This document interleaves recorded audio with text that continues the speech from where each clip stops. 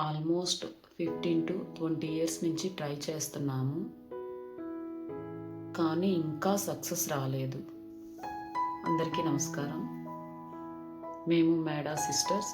ఇది మా real story. నేను మీతో షేర్ చేసుకోవాలనుకుంటున్నాను, అందుకే షేర్ చేసుకుంటున్నాను. మా లైఫ్లో చిన్నప్పటి నుంచి ఒక గోల్ ఉండేది. యాక్చువల్గా మేము ఒక మిడిల్ క్లాస్ ఫ్యామిలీ. మేము ముగ్గురం ఆడపిల్లలం.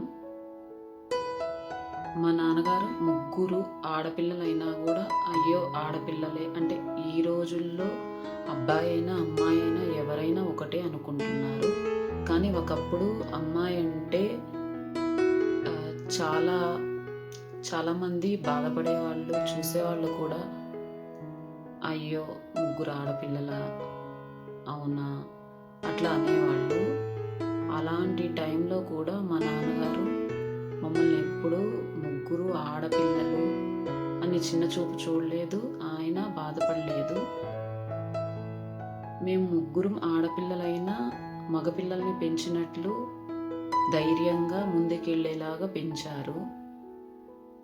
అలాగే ఉండేవాళ్ళం. సో కాబట్టి చిన్నప్పటి నుంచి ఏదో ఒకటి సాధించాలి అని అనిపించేది.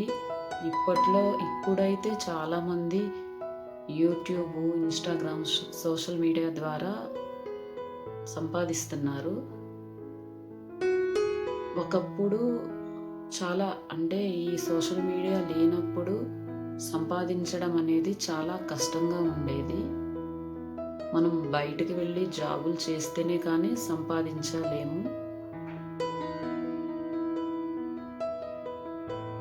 సో నేనేం చెప్పాలనుకుంటున్నానంటే, మేము చిన్నప్పటి నుంచి ఒక గోల్ ఉండేది.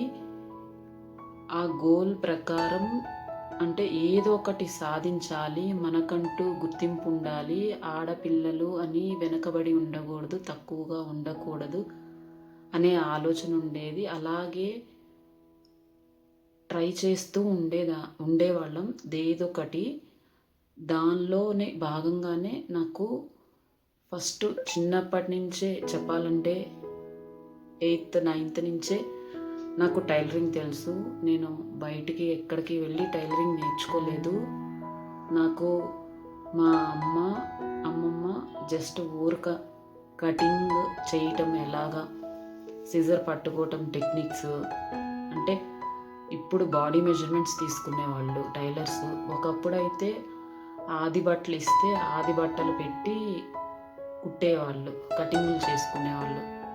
సో ఆ విధంగా నాకు చిన్న చిన్నవి 1-2 పెట్టికోట్స్, శారీ పెట్టికోట్స్ అవి ఎలాగా కట్ చేయాలి, స్టిచ్ చేయాలి అని చూపిస్తే నా అంతట నేనే తర్వాత ఇప్పుడంటే యూట్యూబ్ చూసి అవి చూసి ఇవి చూసి టైలరింగ్ నేర్చుకుంటున్నారు. కానీ అప్పట్లో మనకి ఎవరైనా నేర్పిస్తేనే వచ్చేది.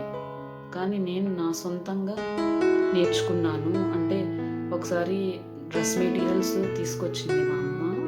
అప్పుడు ఎందుకో తను ఊరెళ్ళింది. అయితే నేను తనకి చెప్పకుండానే అంబ్రెల్లా కటింగ్ది ట్రై చేశాను.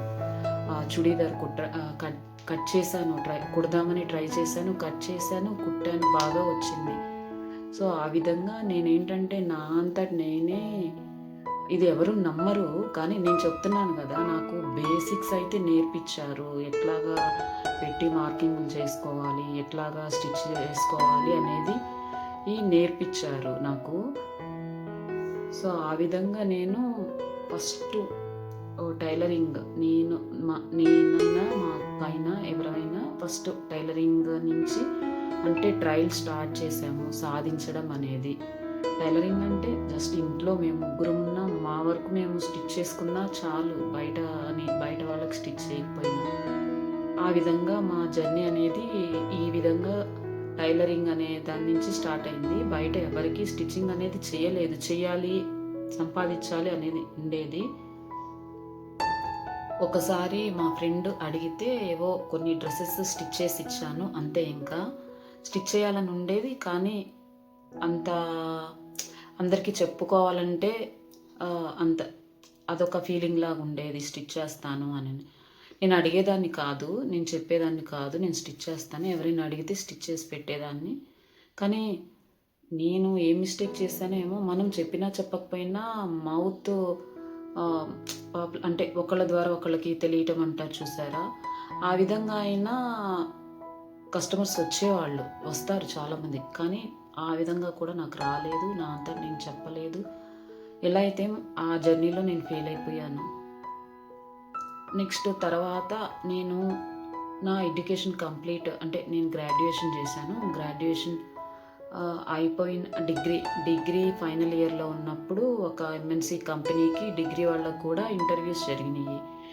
అందులో నేను సెలెక్ట్ అయ్యాను. సెలెక్ట్ అయితే ఫైనల్ రౌండ్ దాకా వెళ్ళి సెలెక్ట్ అయ్యాను.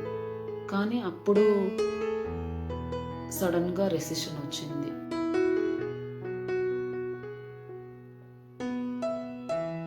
సో దానిలో కూడా నేను ఫెయిల్ అయిపోయాను. అంటే నెక్స్ట్ మ్యారేజ్ అయింది. మ్యారేజ్ తర్వాత నేను జాబ్ చేద్దామని ట్రై చేశాను. కానీ కొన్ని పర్సనల్ రీజన్స్ వల్ల అక్కడ కూడా నేను జాబ్కి అంటే కోర్స్ జాయిన్ అయ్యాను, కోర్స్ కంప్లీట్ చేయలేకపోయాను. తర్వాత టప్పర్వేర్ బిజినెస్ చేద్దామని చెప్పి, అప్పట్లో టప్పర్వేర్ బాగా ఫామ్లో ఉండేది, చైన్ సిస్టమ్ లాగా ఉండేది. నేను ఒకళ్ళ కింద జాయిన్ అయ్యాను సెల్లర్గా. మనం కొంచెం పెట్టుబడి పెట్టి స్టాక్ తీసుకోవాలి. తీసుకొని ఇప్పుడంటే సోషల్ మీడియా ద్వారా మనం అడ్వర్టైజ్మెంట్ ఇచ్చుకోవచ్చు. అప్పుడు మనం నేను చేస్తానని ప్రతి ఒక్కరికి చెప్పాలి, అడగాలి. నాకు అలా చెప్పటము, అడగటము అనేది అంత రాదు, ఏమనుకుంటారో అని మొహమాటం ఎక్కువ. సో అందువల్ల దానిలో కూడా సక్సెస్ అవ్వలేకపోయాం. అది నేను మా సిస్టర్ కలిపి స్టార్ట్ చేశాము. దానిలో కూడా ఇద్దరం సక్సెస్ అవ్వలేకపోయాము.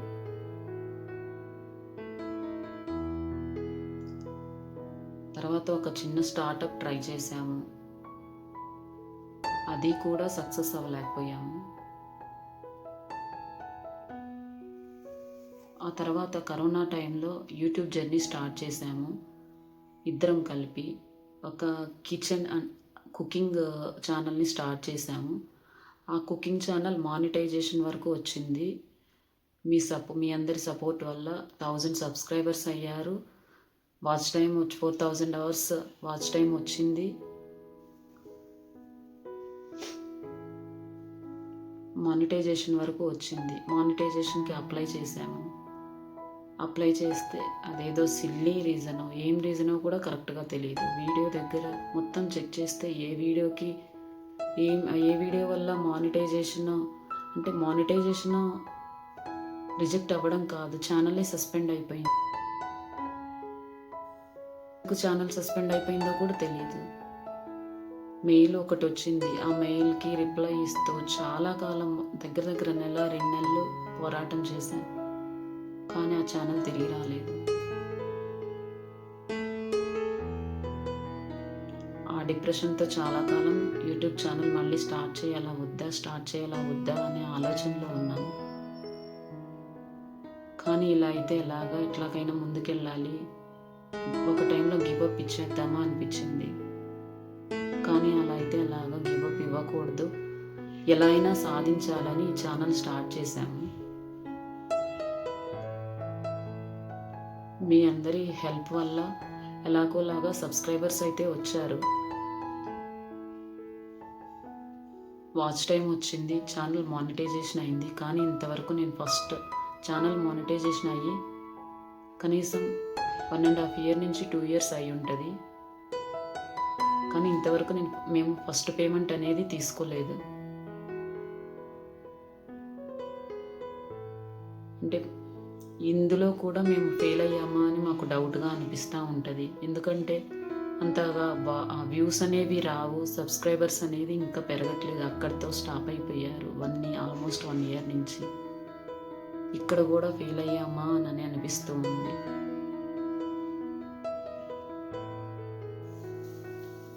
ప్రతిసారి ఫెయిల్ అయినప్పుడు మళ్ళీ స్టార్ట్ చేయాలి అని అంటే చాలా కష్టంగా అనిపిస్తుంది.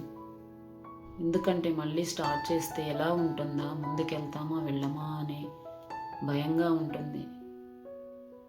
ఎలాగో మా ఫ్యామిలీ మెంబర్స్ సపోర్ట్ వల్ల మేము ఈ ఛానల్ ఇక్కడ దాకా వచ్చాము. అలాగే మీ సపోర్ట్ కూడా ఉంటే ఇంకా ముందుకు వెళ్తామని ఆశిస్తున్నాము. మాతో పాటు స్టార్ట్ చేసిన యూట్యూబర్స్ని చూస్తే వాళ్ళకి ల్యాక్స్లో సబ్స్క్రైబర్స్, ఒక్కొక్క లాంగ్ వీడియోస్ అయితే ల్యాక్స్లో వ్యూస్, షార్ట్ వీడియోస్ అయితే మిలియన్స్లో వ్యూస్ వస్తూ ఉంటే మనకి చూసినప్పుడు ఎంత బాధగా అనిపిస్తూ ఉంటుందంటే, అదే మా సిచ్యుయేషన్లో మీరే ఉండి ఆలోచించండి మీకు ఎలా అనిపిస్తుందో.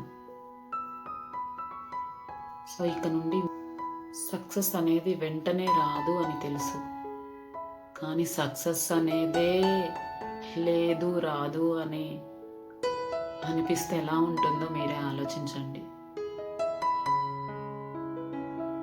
కానీ కన్సిస్టెన్సీ ఉంటే సక్సెస్ అనేది డెఫినెట్గా వస్తుంది అని అనుకుంటున్నాను. మేము ఇప్పటి వరకు చేసిన మిస్టేక్స్ ఏంటో చూసుకుంటూ నేర్చుకుంటూ ముందుకు సాగుతూ ఉంటాం. మీ సపోర్ట్ ఉంటే మాకు సక్సెస్ వస్తుంది అని నమ్ముతున్నాం. సో దయచేసి సపోర్ట్ చేయండి. మీరు మా వీడియోస్ని సపోర్ట్ చేస్తే మేము ఇంకా స్ట్రాంగ్గా ముందుకు వెళ్తాం. కనీసం దీనిలో అయినా సక్సెస్ సాధిస్తాం అని నమ్ముతున్నాం. Thank you.